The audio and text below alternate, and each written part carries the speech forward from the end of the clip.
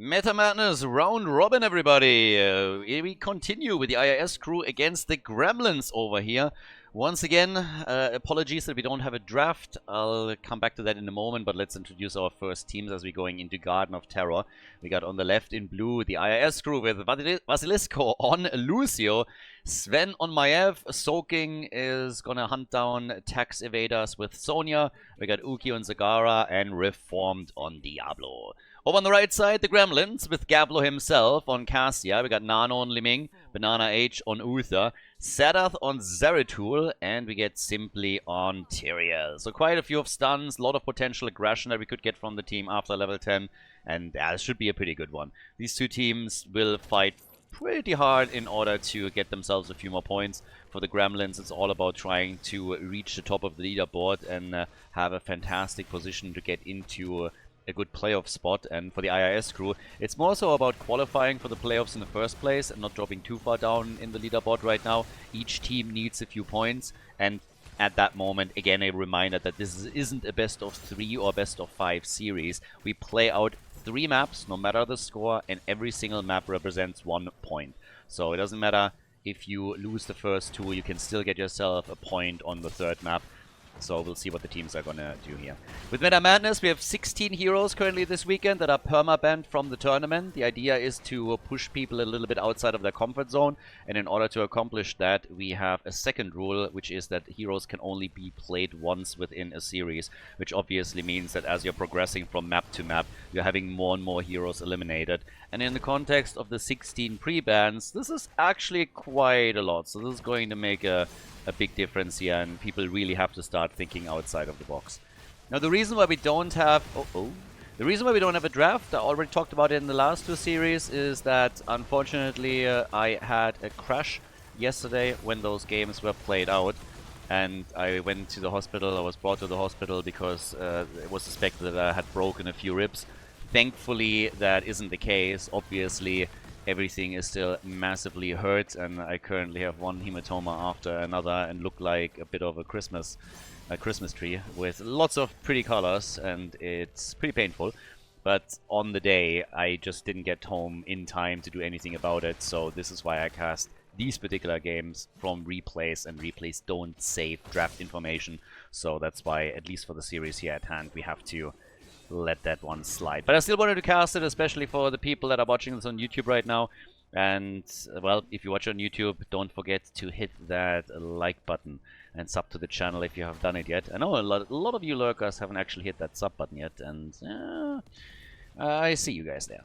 So we are currently on level 4 talents. We haven't seen a single kill yet. A little bit of early game shenanigans, just centering around cams, but that was essentially it. Nobody really going for any massively aggressive moves or anything of the sorts. We have everybody just going through the motions, getting cams, trying to apply some pressure. Zagara looking for decent creep spread for extra vision that she is currently eager to claim, so that she is a bit safer and can't get flanked too heavily.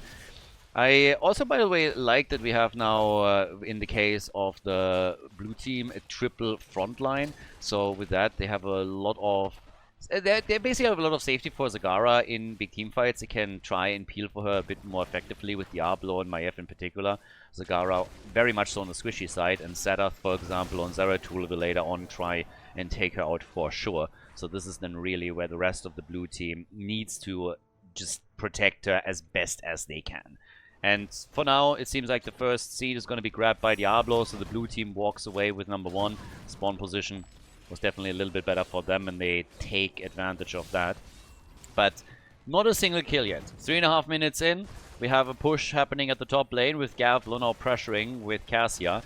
Zeratul going for the Might of the Nerazim build here with 12 stacks already on his level 1. So he's going to utilize his mobility to try and bring the IIS crew down. And the blue team honestly has had a very, very tough round robin so far. There were so many games where they were essentially winning the game, and then it fell apart at the last moment. And you know that always kind of happens. Maybe you get a bit too confident, so your opponent has a chance to punish you and takes advantage of that. But it's kind of bonkers how many times that now happened to the IIS crew. And not necessarily because of their own fault. They got really unlucky in a lot of games, so I feel a bit for them. It's a great team and a lot of really good players, obviously names that you should recognize, but they had a lot of bad luck playing in the tournament thus far, and will hopefully also then reach, of course, the playoffs where they can redeem themselves a bit. Whereas the Gremlins, they were definitely one of the teams to watch out for. Very, very strong. They, Exodia and the Nameless Kings, currently ranking all the way up at the top and fighting for the top spots. Lots of pressure now around structures happening. We just saw the push at the top lane from the red team, but now the response from the IIS crew at the bottom of the map with the Inspire buff on the minions now kicking in as the heroes attack the structures. Sadath came through, gets his quest completed as he engages. And we have now level 7 talents on the line with the first blood finally kicking in. It's Lucio that's falling. Lucio goes down, so the Gremlins lock in the first kill and Zeratul barely gets out. I mean, he nearly fell. It was nearly a counter kill against Zeratul. It was actually so close that there was for a second a moment where I believed that the minions might be able to drop Zeratul, but he is able to escape. Now we have the second tribute up, or the second seed up on the map.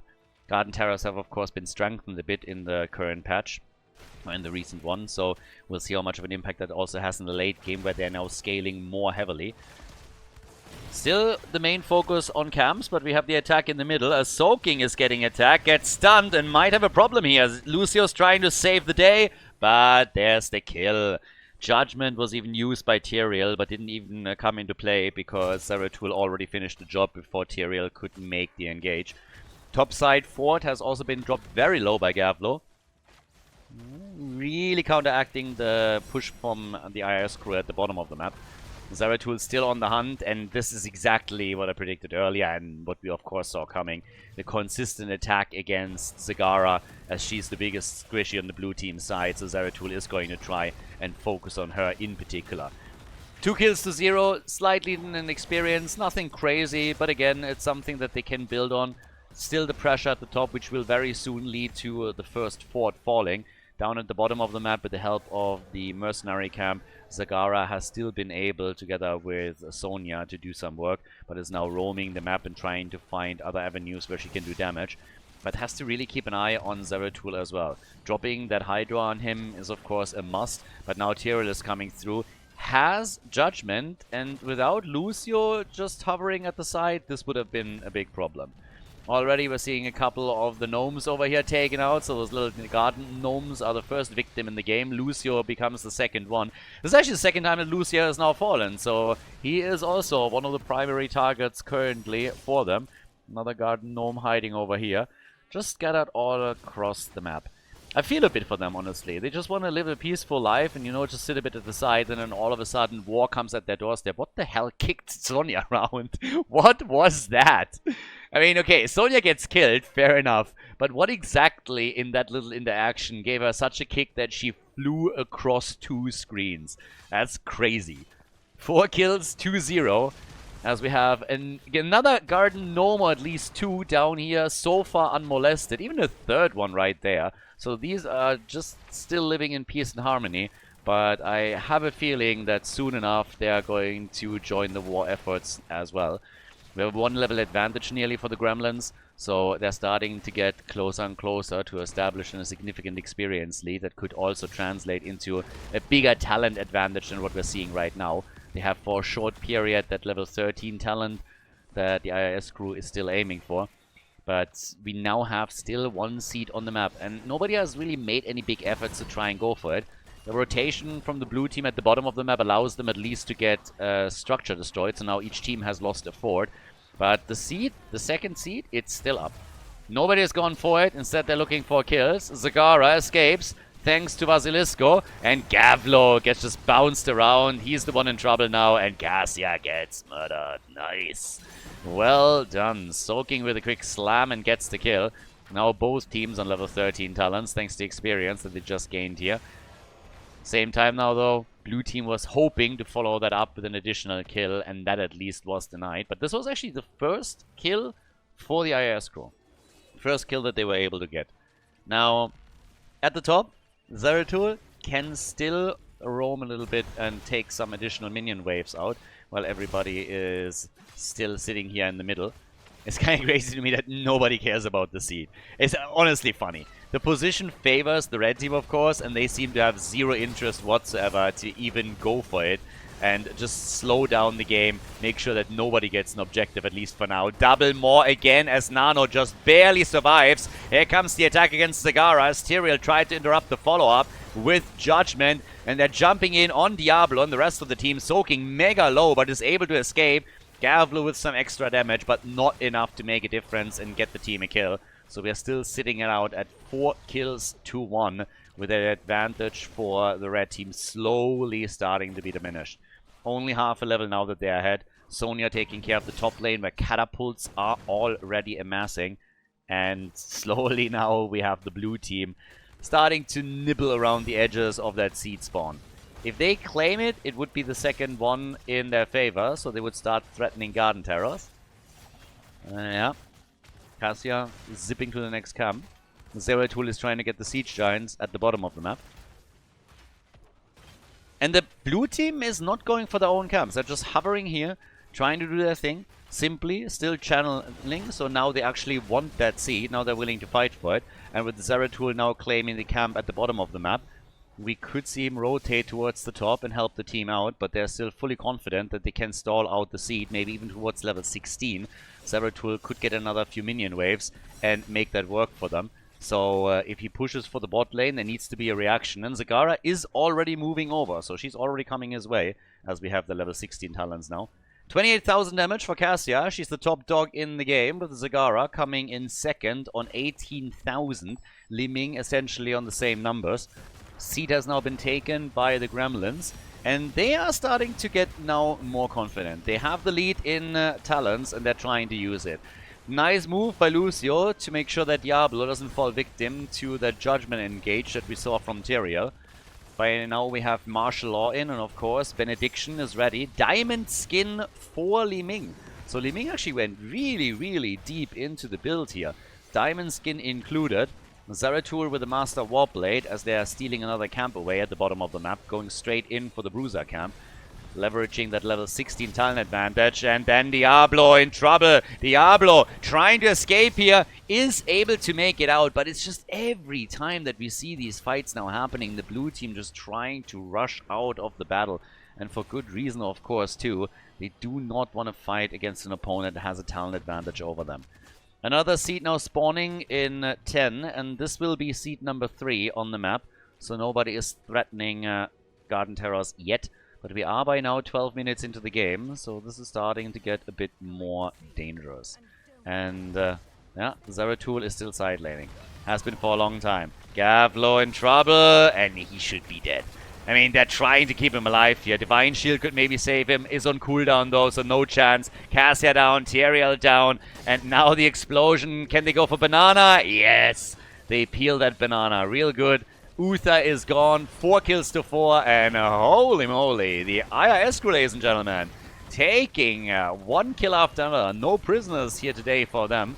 They're dropping essentially the entire team and are now breaking through the wall to go for the keep. So they are just ripping the script up and take out the red team to push for that bot lane, and it will cost the Gremlins their bot lane keep. 5 kills to 4. That thing flipped quickly. They dropped the entire momentum here. Nasty. Some really nasty business. And they're even going for the core. Now that might be asking a little bit too much, but let's see if it works out for them.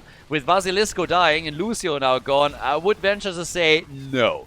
So Soaking is still slamming away, but Zagara is now dead. Zeratul is also gone. The defenders are slowly retreating or coming back here.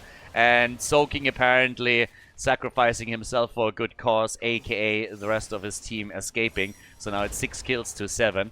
They got some damage in on the core. 28% were removed, so this is some really nice work. But the question, as always, is, was the price too high?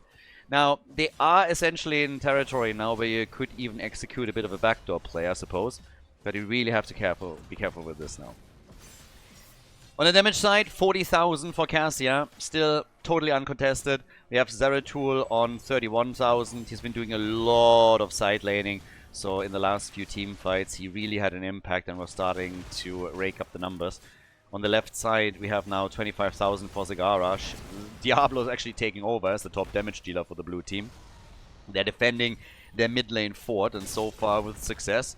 But there is still that lead in experience for the Gremlins after they just took multiple heroes out.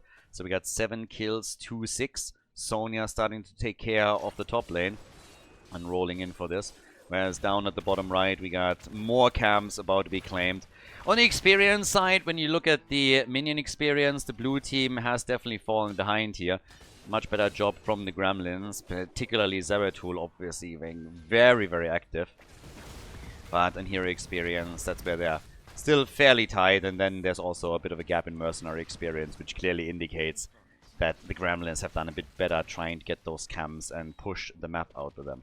Structurally, though, that keep missing at the bottom of the map is kind of a big deal right now. This is really going to accelerate any kind of push at the bot lane towards the core. Could eventually result in a couple of minions, of course. But we have level 20 talents now kicking in with a half-level advantage. That gives us the Titan's Revenge. We have currently 2 seats to 1 in favor of the Gremlins. They could get a third here. Zagara down, Sonya down, and oh boy, that is disastrous. The timing couldn't be worse. Just as the seed is spawning, we're 15 minutes in, 2 heroes dead for the IIS crew as the objective is on the map, and that's obviously the advantage that they need to get themselves Garden Terrors, and they could start snowballing this now. The IIS crew with the teamfight victory early at the bottom of the map was able to push for the keep and did a great job trying to also damage the core. But now they are in dire straits. They are down to 3 defenders. There's Garden Terrors all over the map. Again the attack. Diablo down. He had a soul stack, so he will be back. And they have level 20. But at a minimum, that top keep is now falling. So this is looking real tricky.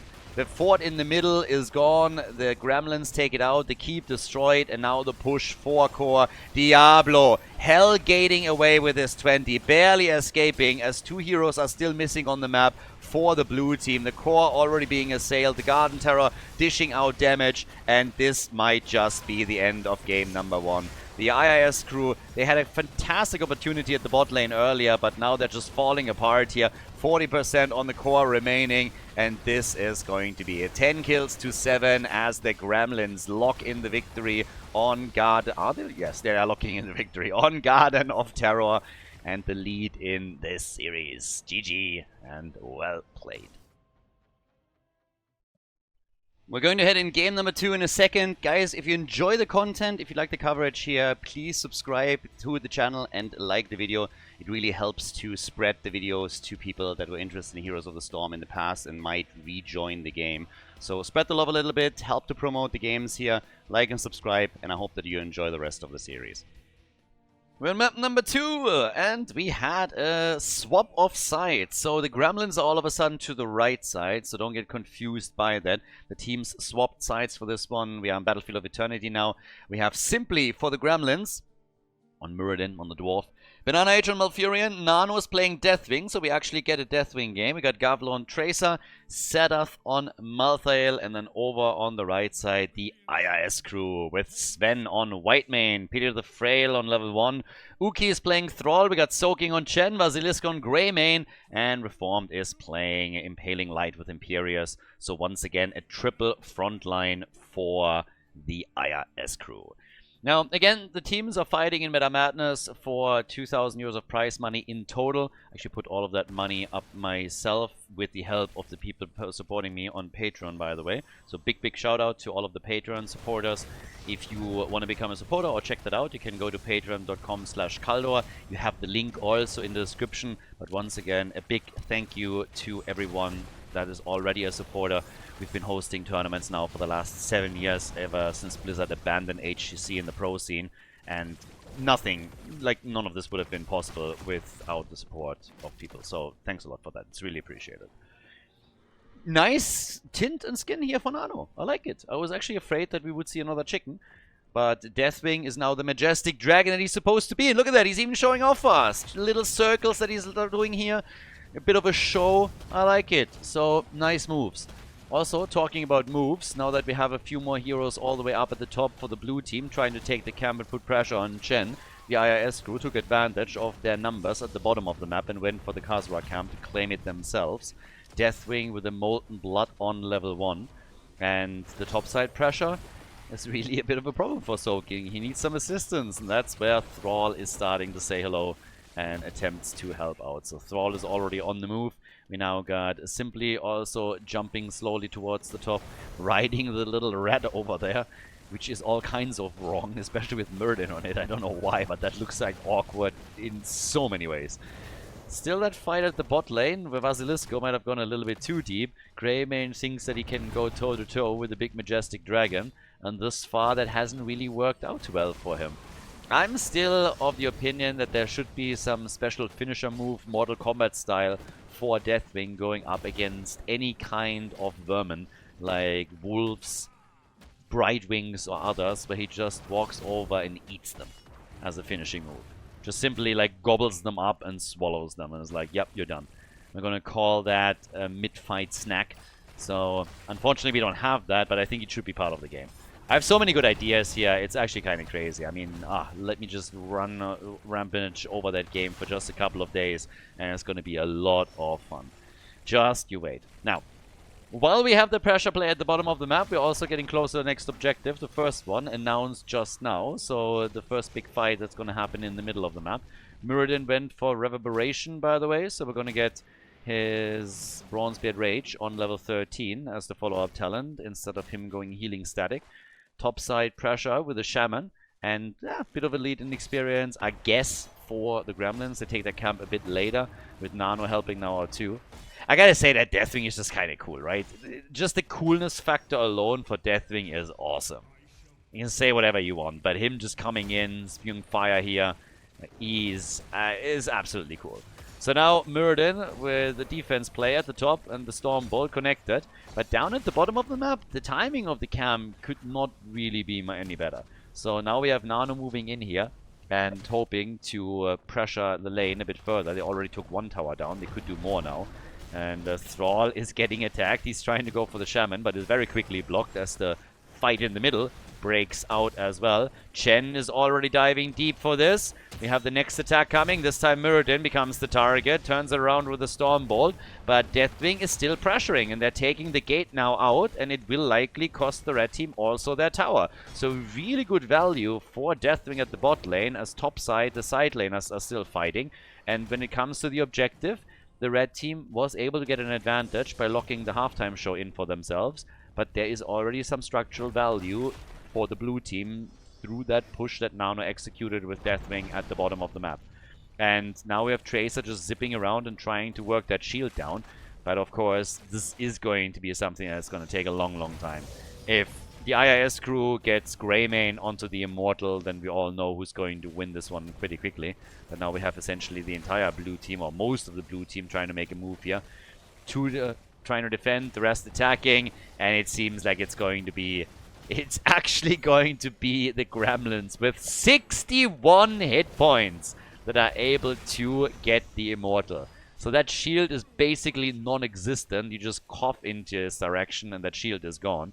But they might be able to take that fort at the bottom of the map out anyways, because they already destroyed the entire wall. And they're getting good old Greymane pretty low here. Whiteman has to be careful with the defense, as we have everybody starting to collapse onto that structure. Top side, the side laners are still sitting tight, but those are the only ones. And yes, they're pushing this very quickly past the fort. The Inspire minions are also attacking, and there's just no way to save this one. That fort is gone, 100%. We have not seen a single kill in the game, by the way. We're now 5 minutes in and no kill just yet. Could maybe see one now. They're trying to go for Imperius. He is still able to lunge past and escapes. But with the Immortal now defeated, Deathwing was still able to do more damage towards that bottom keep wall. One of the towers is essentially destroyed. Muradin sitting at the side, missing the Stormbolt. Nano in a bit of trouble. Needs to be cautious and slowly heads out of the fight. But Malthael is still at the top. So he's the only one sitting topside, and he is moving in for the camp. We're now on level 8, nearly 6 minutes into the game. But as I said before, we haven't seen a single kill yet. So the entire objective and the push afterwards executed without any kills on either side. Touch of Death on 7 for Malthael. The damage output from him, the best for the team, 12,000, whereas Chen is a bit higher, sitting at 16,000 right now. So the two side laners that just went blow to blow in the top lane for a long time have currently the best numbers. But once level 10 kicks in, we can definitely expect the dynamic to change here a little bit. And level 10 is going to be our next sellout, of course. So, as is, bot lane, Uki is getting attacked here. Muradin, where's that Stormbolt connect when you need it? Well, not there. That could have been a kill. Simply threw out that Stormbolt pretty quickly. If he holds it back for just a second, he might have a shot at connecting it with Thrall and then taking this one. But level 10 abilities are now ready. Last rites, therefore, is an option. We have Muradin with Avatar, and Deathwing went for the Bellowing Roar, as they are going for Imperious, and that's a kill, isn't it? There's last rites, and bam! That's the first stack for Malthael in the 5-second cooldown reduction on his heroic ability. So, job well done. They get the first kill, and the timing couldn't be any better. Just as the Immortal touches ground, they're stealing the opponent's Shaman camp away, so that's another W right there. And 7 minutes in, the potential to get ahead on the halftime show. Imperious is back now, and we have level 10 abilities on both sides, so the IIS crew will contest this. We got them with Wandering Kek, and we get the Bullet. But on the halftime show, they're definitely going to be a bit slower. Even with Greymane now doing damage, they won't be able to match what we're seeing from the Gremlins. So the Gremlins, they take it with roughly a 4,000 point lead on the shield. Can they get the entire thing? I mean, it's kind of likely. There's also an attack happening at the top where the fort takes damage. This won't fall, but it's already below 50% HP. Soaking makes it, gets attacked and is able to survive. But now they're going for Thrall. Last rites gets used. A little bit trigger happy from Serdath. Does not get a stack and limited damage. So, yeah, was too eager to get himself a second stack and fails to grab that. But in addition to this, we're now having more damage done by Tracer and by Deathwing to the opponent's Immortal. The IRS crew is still losing points of the potential shield. Chen also attacked. Muradin is eventually forced to back out. But again, the Immortal is going more and more into the direction of the Gremlins, and they are already ahead here. In experience, only by a bit, by half a level, but structurally they are pushing farther and farther ahead to the damage at the top lane, and of course also what has been done previously at the bottom of the map. So now the opportunity to get a much bigger shield and hope to get more control over the top lane too. 19,000 damage for Chen, 20,000 for Malthael, and consistently the attacks from Deathwing, from Tracer, and Malthael against the opponent's Immortal. And Malthael has his ult back. Malthael has his ult back now. So there's another chance for them to lock last rites in. And some of the heroes on the red team side are already fairly low. So they gotta be mega careful that they're not gonna get hit.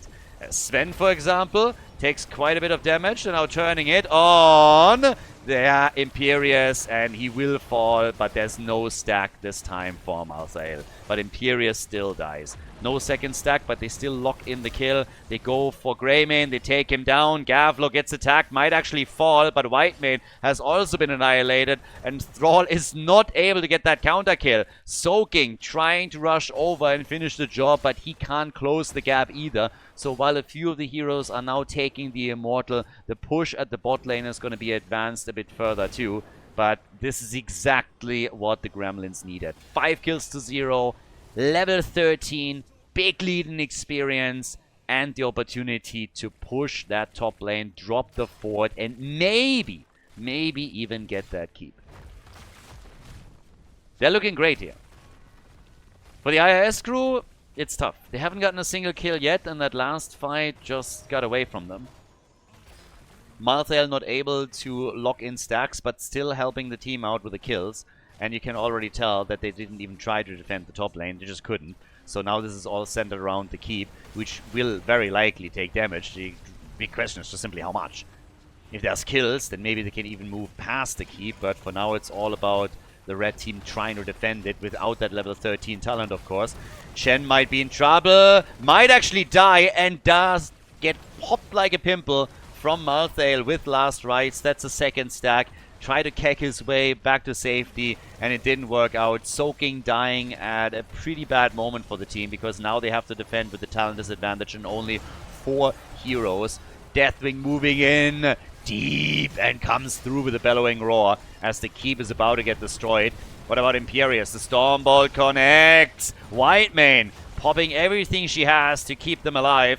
Chen is back, but Whitemane gets murdered. Whitemane is down, 7 kills to 0. The Immortal starts to attack the core, and more damage being done to Imperius and Chen. Both of them might actually fall here. Imperius is gone. Zul'jin gets bullied around. The shield destroyed. And Basilisco is also low and likely going to die. Everybody dead and gone. Chen is out as well. 10 kills to 0. And the Gremlins are going to get their second victory in this series in just a moment. They take the W on Battlefield of Eternity, even farming the opponent a bit further. The core down to 30%, and that's all she wrote here.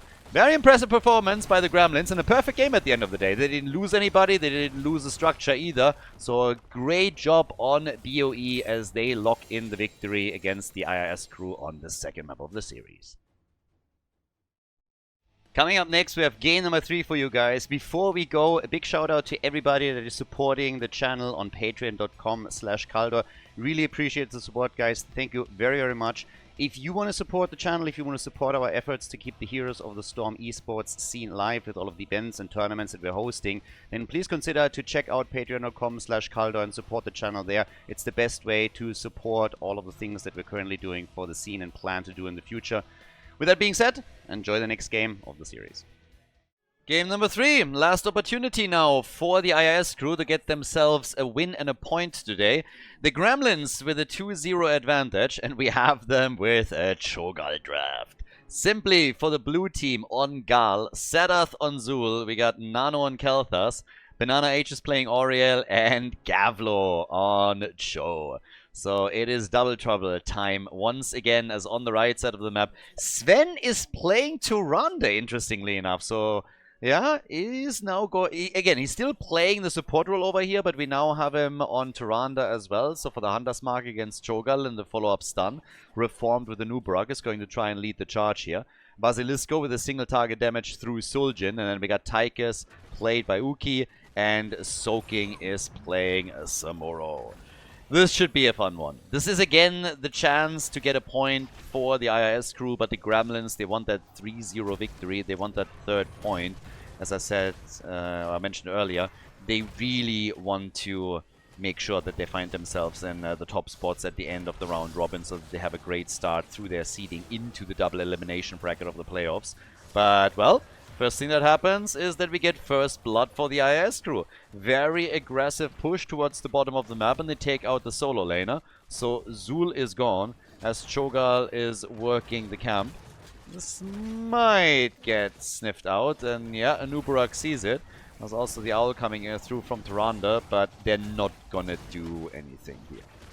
Yeah, he's just posturing a little bit, and that's about it. Allows also for Samuro to push the bot lane a bit more aggressively. Soaking is currently at it, taking some of those towers out, whereas the rest of the red team has retreated towards the right side to get their own camp as well. So, yeah, quick hits from the scouting owl, and 1 stack so far for Lunara. With stacks, we have, of course, also Mana Addict for Kel'Thas. I mean, it's a big one that he needs to try and complete as quickly as he can, so that he gets the extra survivability through the shield, just disregarding the mana pool issues for a moment completely. But you want to complete this quickly, just so that you're a bit safer in those situations later. Now, starting to dive on Cho'Gall a bit. He will scale pretty heavily into the late game, but Tychus is going to try and deal with him. Then you have Zul'jin with more single target damage. And of course, on top of that, the Hunter's Mark could be a real big problem for Cho'Gall as well. And let's not forget about Cocoon from Anubarak, which essentially gives him a 2-for-1 whenever he hits Cho'Gall with the ult. So there's a lot of tools that they can try and leverage against him. And Auriel is the first one to fall on the support side. We have now 2 kills for the IIS crew after they eliminated already Zul at the bottom of the map. By now, we also have the bigger they are against Cho'Gall, so they're trying to burn him down with this. Tyrande moved into Elune's Chosen. And on the side of Gal, we're getting Rising Dread, and Cho comes in with a Seared Flesh. So, the red team, with 2 early game kills, they have a few more gems, 10 gems more than the opponent, and a little bit of a leading experience that could now be leveraged around the first objective as well, if they can snowball that towards a talent advantage. But there's still a lot of fighting going on. I mean, Soaking, for example, nearly getting caught here with Samuro is moving out as the blue team comes in for him. Down here, Vasilisco wants to get the camp and might have to give this one up. They're fighting this one out, but there's the approach as Sadath comes in. They're trying to steal it away. And Tychus falls. Tychus goes down, killed at the top lane by Kel'Thas, and at the bottom of the map, the Siege Giants are snacked up by the Gremlins. So they are able to take the camp away, get a kill at the top, which was the first one for them. Nano with a solo kill against Tychus, and they can pressure the bot lane further, as all of the teams are, of course, soon going to start turning in their gems. Thus far, nobody has turned anything in it. Not a single gem has been delivered. But, yeah. What's the name? Gavli DK. Okay, we call him just Gavli. Instead of Gavlo, we're getting Gavli. It's a little bit weird, but well, I guess we'll take it. So, Kel'Thas taken out by Samuro, which means that Nano is dropped, and that actually cost the blue team a few more gems. The gem count is probably their biggest issue. Yes, trailing in experience, not really fantastic. Being a talent behind for a short period of time, not necessarily breaking their spirits, but the problem is that they're losing a lot of gems here. The red team is way ahead on the gem count, and they've also now secured 23 of the ones that they're holding. They have enough for the first turn-in. So on the objective side, the IIS crew could pull heavily ahead and try to leverage that to take out some walls, towers, and maybe even forts. With level 7, we get the Wall of Bones for Zul, and we have the Sunfire Enchantment for Nano. Pretty typical build for him. Oriel put into a corner, and Banana H is dead. Yeah, that banana got murdered. So, Zul is still pushing the top lane, but I would assume that we're now going to get the turn in for the red team. They turn in with Sven, they got Vasilisco in, and Uki is going to finish the job, as Sadath is currently doing his thing here in the middle, just using all of that wave clear that he has in the AoE to take control. But there's still 3 gems missing for the IS crew. There's the final turn-in, and that's the first set of Web Weavers. So it's a nice start into the game for the red team, but they still have to, of course, properly follow this up. And we're going to be here to see if they can. Soaking at the top. He's already moving back out, just being a nuisance with Samuro as you try to be. Damage output, we got currently 11,000 for Gal, 11,000 also for Tychus, who's of course benefiting with his level 4 talent from the fact that he's going up against Cho'Gall himself. But now with the objective, we'll see how well the blue team can defend. I mean, the IIS crew, they need to take advantage over the objective. They need to take advantage of the situation that they created here. And Nubarak is diving in deep. They want to chase Zul down. 17 gems in his hands. Cho'Gall with 29. And both of them are getting heavily attacked now. Sadath gets healed. Here comes Banana H. And that will force the red team back for now. The wall broken through, and there's the level 10 abilities. Beautiful timing. Cho'Gall immediately cocooned as they're going for the back line. Cho'Gall back to the rescue. Zul a bit low. Oriel, the first one that gets taken out here. They're diving deep behind that fort to get the kill, and they get the structure itself too. Cho'Gall was able to escape. Same true for Zul. Both of them holding a lot of gems, but Oriel, she didn't make it.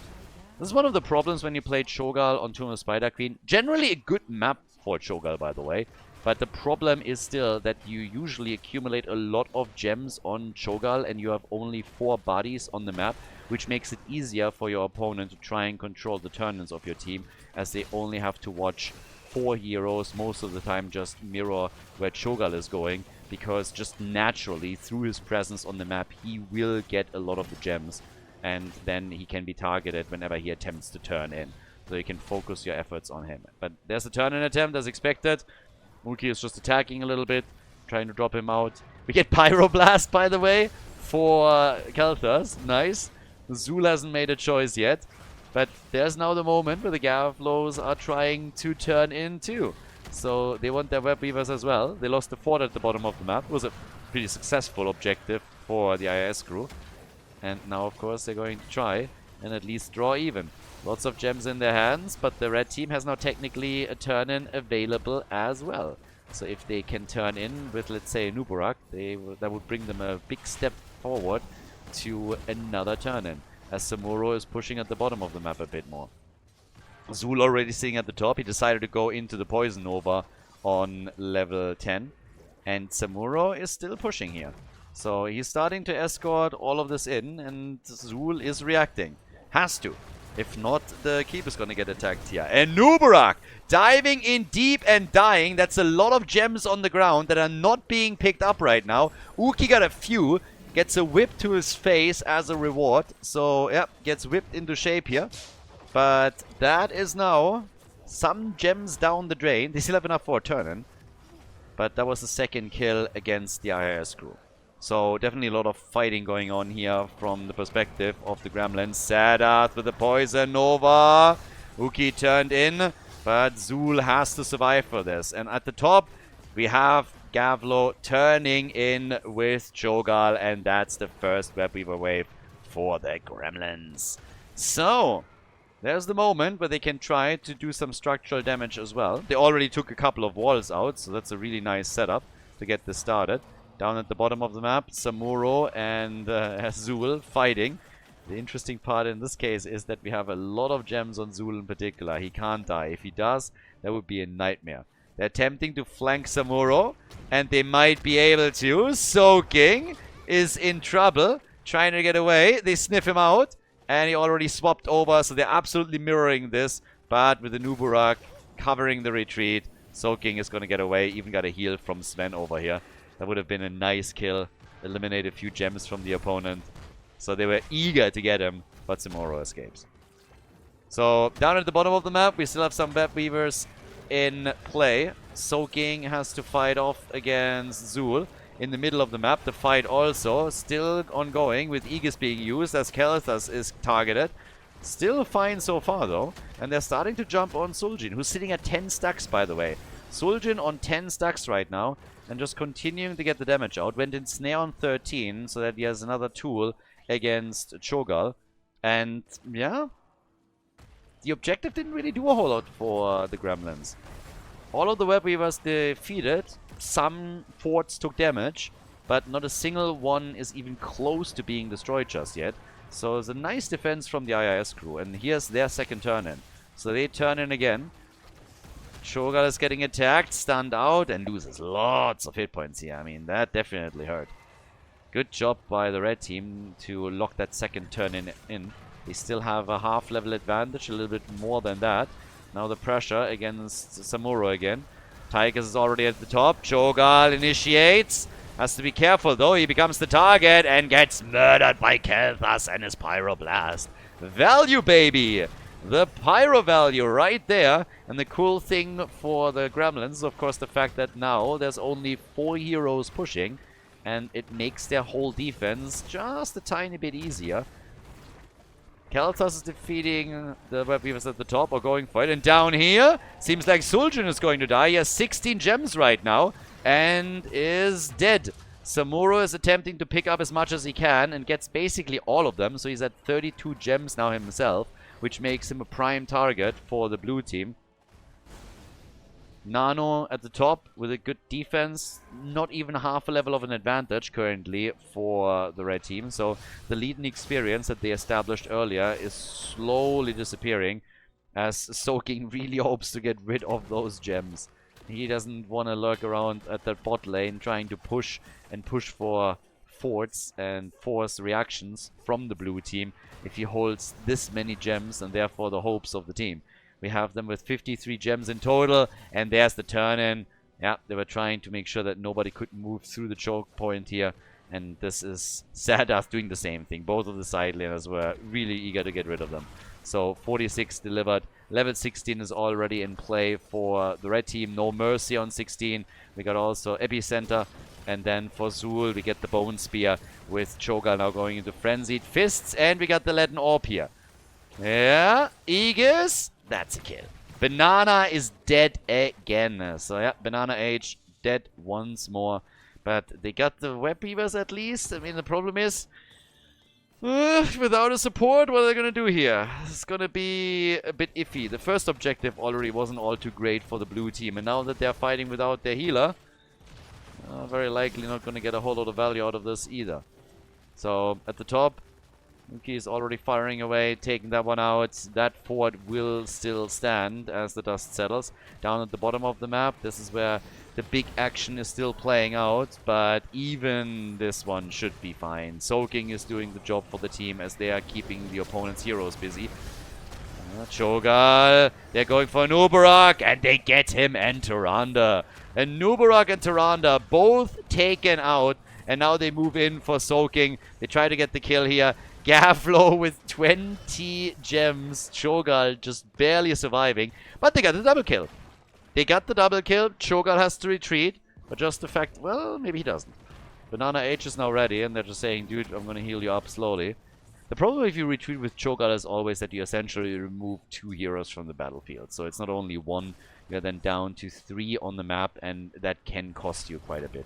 So if you're able to leverage somebody like Oriel to just keep Cho'Gall in play, then you should always do that. The red team turning in again. This is their 3rd turn in now. But the bottom fort will likely be destroyed. The Gremlins are pushing aggressively for this now. We got Gal on 34,000 damage. Cho is sitting on 27,000. And over on the red team side, it's Tychus, as you would expect in a situation like this, with 28,000. But to be fair, Zul'jin is also getting closer and closer to match the damage output from Tychus. So he could definitely start overtaking him at some point with the single target damage that he's rocking here. Especially if he's able to stack his level 1 a bit further. But yeah, here comes Odin. So they're starting to pop the big ults. 6 kills to 6, both teams on level 18. It is dead even. But the attacks, they are starting to hurt the blue team. Granted, they just took out a fort, but their own are still losing hit points, and there's still a web weaver at the bottom of the map. That is likely not going to have the biggest impact at the bot lane. Zul should be coming in for defense in just a moment, but they're opening at least a keep wall. So that's worth something. And it will make a push later on easier. And with so many people now trying to defend at the bottom of the map, the red team rotated towards the top and is trying to get value here. Cho'Gall gets targeted, is able to escape, but of course there's not enough defense available to safeguard the fort, so they get another structure eliminated. 56 gems against 39, and it seems like they're trying to go for the boss too. Now, that is a bit of a ballsy move, honestly. I'm surprised that they're trying this. They're very, very fast in attempting to claim it, but the blue team was there immediately. Did not waste any time, and there's going to be a commitment. They're actually committing to this. This could be a massive throw pit, and Nubarak is gone. The boss is claimed. They got the boss. They had to trade it for a Nubarak's life. Still some value for the team, and they can, at a minimum now, use the cover to turn in a few of their gems and push for the fort in the middle, for example, which is their next target. So this one will get destroyed as well. So kind of worked out for the IS crew, but it was definitely a tricky moment. If you have the Gremlins moving in and steal the boss, that would have been brutal. 15 stacks on Zul'jin's baseline, 42 for Mana Addict Kelthas, who's now dealing with the boss at the top. Level 20 talents are soon going to be ready for the two teams. And we have 73 gems for the blue team. Yeah, they need to turn in a lot here. That's not an amount that you should be comfortable with walking around. 35 on Sadat, and he's already low. I mean, damn. Samuro chunking him down. But soaking, maybe overstaying is welcome there. Molten Block had to be used to keep Cho'Gall safe as Samuro escaped. They still have a fountain in the middle, and they're taking advantage of it. This is a real big move, by the way. If you have still a fountain in the mid lane, that's amazing. And you could just see it right there. Both teams were starting to drop low, but it was the IIS crew that could jump in, get the fountain, top off, and then re-engage into the battle. And there was just no way for the Gremlins to match that, especially not with level 20 coming up. Blade Master Pursuit is in. We're also getting the Shooting Star. And we got Amani Resilience at this point for Zul'jin. And here come the interesting cheesy plays. Twilight Frenzy is the first one that we get. And more importantly, we got the Hour of Twilight. The death timer reduction is honestly wild. There's so many cheesy plays you can make if you have that death timer reduction. And it's extremely difficult for your opponent to make a play there. And Uberak survives. Cho'Gall is dead though. Gems lost. Tigers falls too. And Nubarak survived the Pyroblast, but Cho'Gall eliminated, but he will be back in just a few seconds. Death timer reduction really coming in handy, and the perfect opportunity. But look how many gems they lost. They lost around 25 gems, I want to say, maybe even 30. And there's another turn-in for the IIS crew.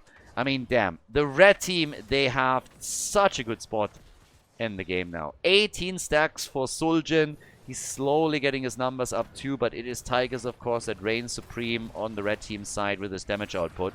Cho'Gall is already back. That's the big advantage of having that level 20. Your opponent has to take you out and push extremely quickly in order to get value, or you will be back on the map to defend. And, well, they are only getting that keep initially down to 50%. But now that the Web Weavers and the next minion wave are appearing, this is, of course, where they want to deliver the second blow. And they will get that keep. I mean, there's just no way to save this. So the keep is gone. Highly doubt that they're going to try and push for the core. That is not going to be in the cards with Zul coming back now. At the top lane, Khaldor has done his job well. And now it's all about the middle of the map where the IIS crew is hoping to open another wall out. So 17 stacks, by the way, for the level 16 talent on Oriel's tree. Oh, and Nubarak dead again. Yeah, Nubarak, I mean, again, on the just like the tank side, he's more squishy. As an engaged tank, he prepped a lot of opportunities for the team, but he's also the first one to be targeted. And there were now multiple kills against him, where the Gremlins took advantage of that. They can get their own turn in now, and they have to, of course, start to get some structures destroyed. We're nearly 20 minutes into the game, and all that they've eliminated is a fort. It's not enough.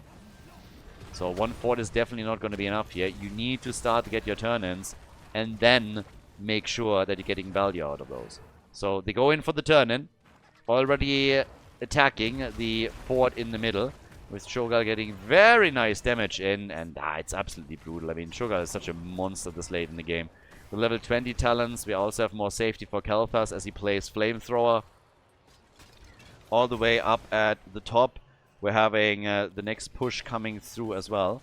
That's where they need to deliver the final blow on the fort. We have 9 kills, 2-9 now. Level 20 is nearly ready. And that... level 20, sorry. Yeah, they go for the push at the top. I don't even know what I was looking at. I think I was looking at the 19 stacks for Zul'jin. Was like, he's getting nearly 20. I was like, eh? Yeah, level 20 talents are indeed ready. So we have all the ults up for the two teams. And here's now the opportunity to go for the keep.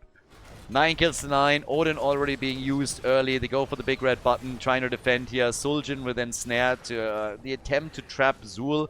But the Web Weavers are going to be eliminated. At least they got the force this time. So the forts are down. Again, the Pyroblast. And this... Oh, nice move by Reform. This could have been bad. Imagine Nubarak dying there again. Also, Zul with that Poison Nova. Another huge issue. 62,000 damage for Gal. And yeah, Zul is at 34,000, but that Poison Nova is disastrous to them in those fights. And there's still a Web Weaver at the bottom of the map that is pushing for the keep, I should mention. So the fight at the top, the longer this lasts, the more freedom that Web Weaver has. Sven got attacked. Tigers is now moving down to the bottom of the map. So the wall has been fully destroyed. And Tigers is taking care of the rest, eliminating the Web Weaver and hoping to take down those catapults as well. 21 minutes into the game now. 63,000 damage for Gal. They really need to take that wall out. It's just too telegraphed with vision. But they want to fight for the boss or at least threaten it. Over here, there's the cocoon on Cho'Gall. They're trying to take him out again. Cho'Gall, can they save him? Lots of gems in the hands of both teams that they would like to turn in. But there's the kill and Tigers. Easy play. Zul'jin dies next. Oh, that's horrible. 2 down. Both of the main damage dealers are now gone, and that's a free boss. That is a free boss for the blue team, and there is no counter turn-in that we could get from the IIS crew. No counter turn-in for the red team. This could cost them a keep. 40 seconds until Zul'jin is back. 25 stacks, by the way, for the Reservoir of Hope. That's nasty. I mean, at this point, Oriel is just contributing so much over here. Already throughout the game, it's not only the utility of the whip, but just the amount of heals that we got from him that are pretty wild. Now it's the push through the top lane where they're trying to take the keep down, of course. So again, Anubra getting targeted a bit. He died 5 times so far in this game. And yep, there's the attack right now towards the keep. There's no way of saving it. The question is, can they save their core? Because we're now 23 minutes into this game. This boss is hitting hard. This boss is hitting very, very hard. So with that, we have the core attacked. It's a 5-man defense. Quest completed for Tyrande. Good on her.